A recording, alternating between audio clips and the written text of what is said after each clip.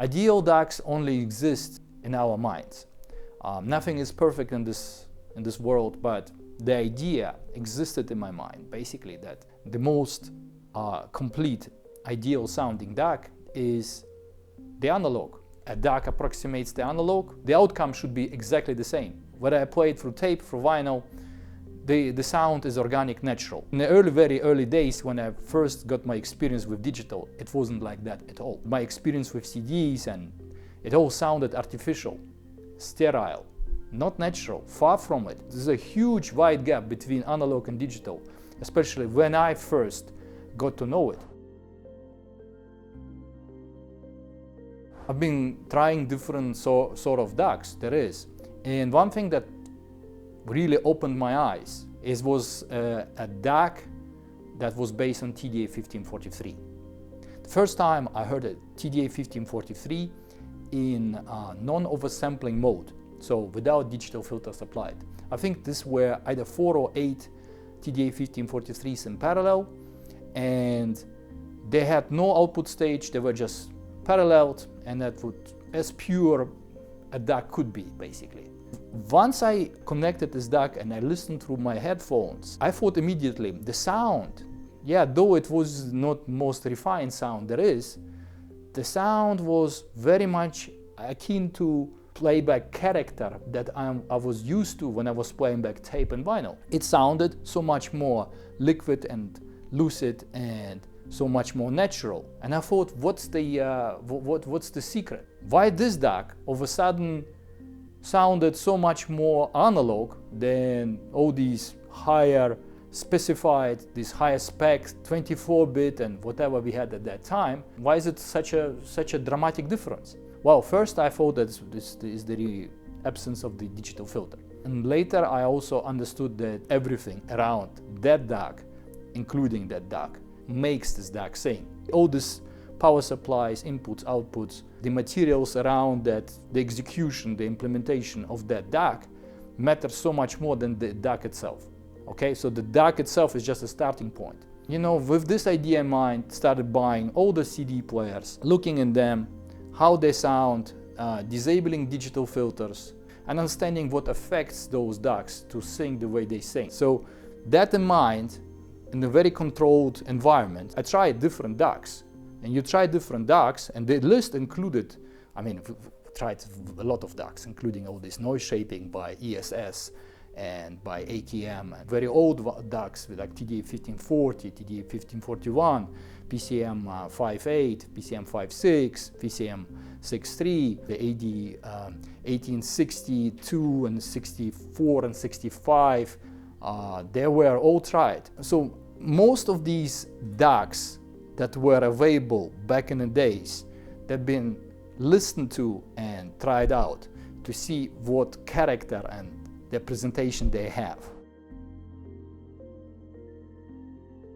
Out of this large list of these DACs, the noise shaping DACs didn't make our list for obvious reasons. They're just too noisy. They sound too artificial. They don't have the depth, the holography, the natural timbres. There's always some noise in between. They're never clean sounding. They have, no matter what power supplies you're going to use, they're like Class D amplifiers. And R2R digital filterless, it's like Class A, which is very clean, very quiet and natural sounding. And then you have the noise shaping type, which is Class D essentially. It wasn't part of the design I would like to pursue, because in early stages I understand that digital filter does a lot of harm. Not something that I would love to offer a product, a great analog musical sounding product. Would never make to our list. What remained is basically the Burr analog devices and Philips. With the choice what we had between 24-bit being the highest R2R and 16-bit or 14-bit TDA1540, the lowest. Somehow I always preferred the lower bit variants. So having more bits somehow never translated to more musicality.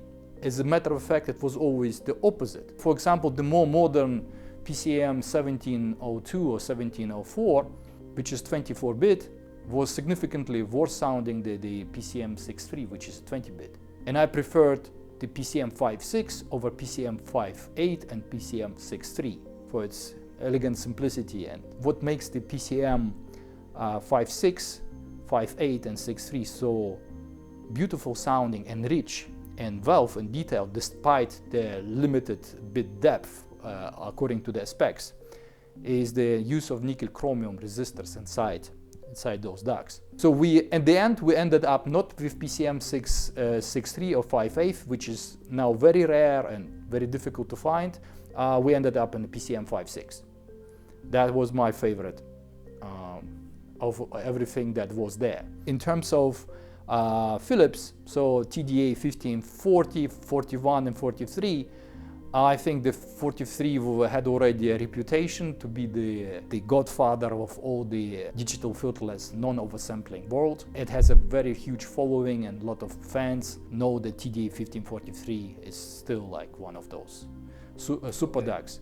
The other DAC manufacturer that stood out and I really liked, the analog devices, the AD. AD1865, very well known 18-bit R2R DAC. Unfortunately, didn't make my list despite my initial liking. I listened to this DAC, but never really liked it, the way the top end sounded on this one and the presentation. It was never as musical as to all the Philips offering, and it was never as natural sounding, especially in the upper registers. It's always tended to sound more synthetic, so some sort of synthesizer sound. Synthetic top end on the AD1865 prevented us to go actually and employing this DAC in our designs. So the AD1865 in my book is not as on the same level as say the TDA1540 or TDA1541, which are way more analog and natural and organic sounding DACs. So basically my top R2R DACs became the ones from Burr, so PCM58 and PCM56, so 16, 18-bit variants, and the Philips TDA1543, 1540 and 41. In terms of my personal favorite DACs of all time, I think it's TDA1540 and 41. The qualities of TDA1540 are very much akin to the TDA1543. It's an extremely musical sounding DAC, very analog and musical. The problem is that TDA1540, it's much more difficult to be made to work as standalone DAC. The interface was never I2S, so we couldn't use it as a separate device, and it needed its own programming FGPA interface in order to accept the incoming digital formats. And therefore the 43 and 41s became integral part of our DAC range. The 43 being like stripped down version. It's not the 41 or 40, but it is a very musical sounding DAC, and anybody who wants to start their journey into analog sounding DAC range, TDA1543, basically our DAC 1, is the entry ticket into this world. Top two, number two would be my PCM56. The beauty of the PCM56 is that it uses nickel chromium resistors etched inside that DAC chip. PCM56 is a 16-bit version, similar offering to Philips. Number one would be TDA154140, but I would say TDA1541 for its more versatility. Those DAC designs that we have right now in our portfolio, we have experimented at least a decade on them already. So that reinforces the notion that we don't follow any sort of trends. We just choose a technology that we feel does the best, and then we stay with it and we polish it until we approach that feeling that everything is analog. And the only way to discover the world is by trying and experimenting.